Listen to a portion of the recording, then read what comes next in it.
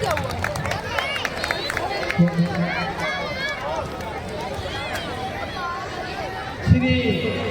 रामनारायण सिंह हमारे बीच में उपस्थित है। इन्होंने 500 रुपये का पारितोषिक हमारे कलाकारों को, हमारी समिति को उपहार के रूप में प्रस्तुत किया, हमें दिया। समिति का कोटि कोटि धन्यवाद माना करती है हमारे कलाकारों को प्रवर्धन करने के लिए।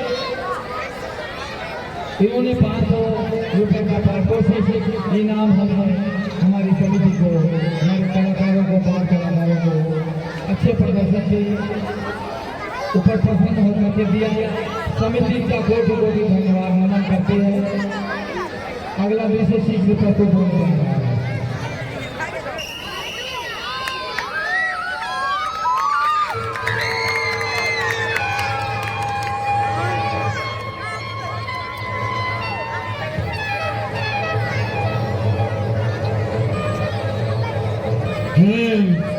पातालपुरी के राजा भैया अहिरावण ही हमारी सहायता कर सकते हैं। उन वनवासियों का विनाश करना उनके लिए कोई दुष्कर कार्य नहीं। भैया अहिरावण ने हमसे कहा था, जब मेरी आवश्यकता पड़े मुझे याद करना। हम आकर्षण मंत्र से भैया अहिरावण को पातालपुरी से यहीं बुला लेते हैं।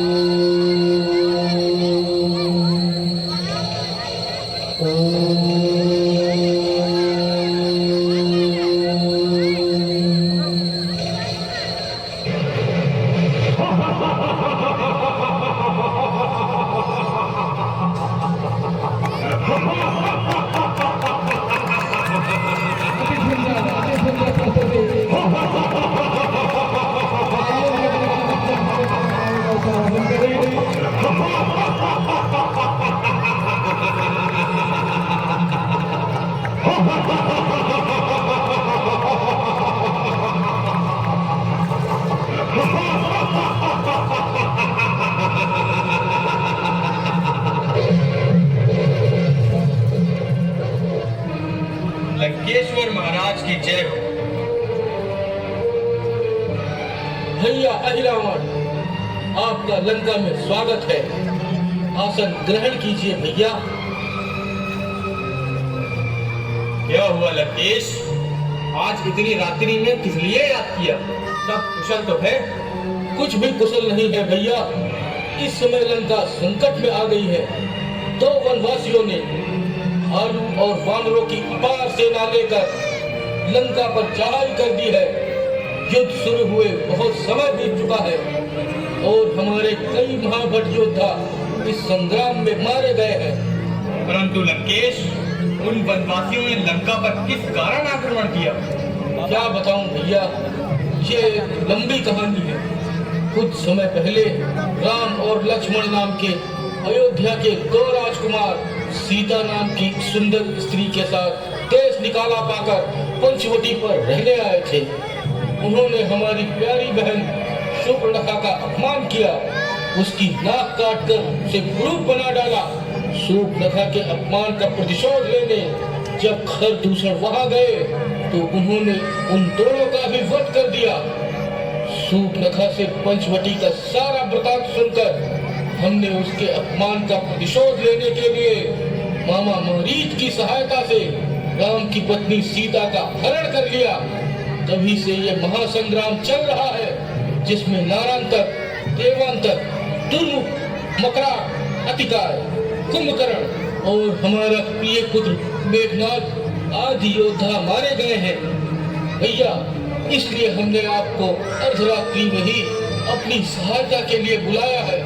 आज आपको समस्त असुर योद्धाओं के वध का प्रतिशोध लेना है उस राम से। लंकेश, धर्म और नीति को छोड़कर कुमांगर पर चलना बुद्धिमानी नहीं है। उसी का यह फल है जो आज सारे लंकावासी भोग रहे हैं। प्रतिशोध का अर्थ ये नहीं कि किसी की स्त्री का छल से हरण कर लिया जाए। तुमने यह कार्य करके अपनी कीर्ति को कलंकित किया है। मैं तुमको यही सम्मति दूंगा, श्री राम से शत्रुता का विचार छोड़कर उनकी शरण में चले जाओ, जिससे राक्षस कुल का सर्वनाश होने से बच सके। जिनका तुम वनवासी कहकर परिहास कर रहे हो लंकेश, वह तीनों लोकों के स्वामी हैं, स्वयं श्रीमान नारायण। भैया अहिरावण, हम आपका सम्मान करते हैं, इसलिए हम आपकी बातों का बुरा नहीं मानते। परंतु हमें बताइए, क्या अपनी बहन के अपमान का प्रतिशोध लेना हमारा कर्तव्य नहीं था? अवश्य था लंकेश, परंतु नीति कहती है शत्रुता और प्रीति बराबर वालों से करनी चाहिए। छल से एक अबला स्त्री का हरण करना वीरता नहीं, कायरता है। राजा के लिए यह उचित है वह हर महत्वपूर्ण कार्य सोच विचार कर करे, अन्यथा उस दुष्कर्म का फल राजा के साथ साथ सारी प्रजा को भुगतना पड़ता है। सीता जैसी परम सती का हरण करते समय तुमने उचित अनुचित का विचार नहीं किया मेरे भाई। यह उसी का परिणाम है कि अलकापुरी को मात देने वाली लंकापुरी आज शमशान भूमि के समान दिखाई दे रही है। यह सुने राजमहल, विधवा स्त्रियों के प्रलाप, लंका के घर घर में कोहराम मचाती माताएं, यह सूने पड़े सिंहासन, जैसे सभी चिल्ला चिल्ला कर तुमसे कह रहे हो, हे लंका नरेश, लज्जा के मारे डूब मरो। देवी सीता का हरण करके तुमने निर्मल चंद्रमा के समान यश वाले ऋषि पुलस्त्य के वंश को सदा के लिए कलंकित कर दिया है। एक गुरु और आचार्य की भांति यदि हमें शिक्षा देनी है तो जाइए, वापस चले जाइए। हमें आपकी सहायता की कोई आवश्यकता नहीं। रावण को अपनी आन और शान के साथ जीना और मरना दोनों आते हैं। भैया, अपराधी को तो शिक्षा सभी दे सकते हैं, परंतु भाई वही है जो संकट में साथ खड़ा रहे, शिक्षा न दे। तो निर्णय कर लीजिए, आपका अपने भाई, अपने कुटुंब के प्रति कोई कर्तव्य है या नहीं? लंकेश, तुमने मुझे ठीक प्रकार से समझा नहीं। मैंने तुमसे जो कहा एक सच्चा हितैषी होने के नाते कहा, भाई होने के नाते वो मेरा धर्म भी था और कर्तव्य भी। परंतु इस समय मुझे क्या करना है उसके लिए ना मेरे मन में शंका है और ना ही किसी तरह का कोई भय। मेरा एक ही कर्तव्य है, जिस प्रकार संभव हो सके लंका नरेश रावण की हर इच्छा को पूरी करना, क्योंकि आप समस्त असुर जाति के सिरमौर हैं। आपकी आज्ञा का तत्काल पालन किया जाएगा। आदेश के लिए दानवेश, आप क्या चाहते हैं? भैया अहिरावण, आपको कामत देवी का वरदान है कि वानर जाति के अतिरिक्त कोई आपका वध नहीं कर सकता।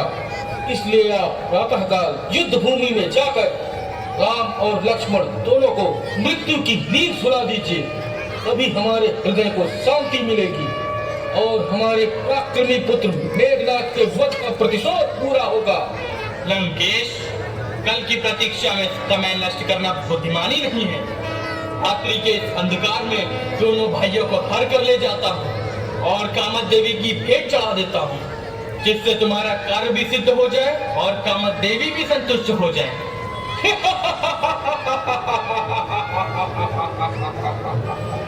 भैया अहिरावण, आपका यह विचार उत्तम है। हम आपके विवेक की प्रशंसा करते हैं। जाइए भैया, इसी क्षण जाकर दोनों को कामत देवी की भेंट चढ़ा दीजिए, जिससे हमारे हृदय की चिंता सदा के लिए समाप्त हो जाए। ऐसा ही होगा लंकेश। अब तुम युद्ध की चिंता अहिरावण पर छोड़ दो। मैं तुम्हें वचन देता हूँ, कल का सूर्य दोनों भाइयों के वध के पश्चात उदय होगा।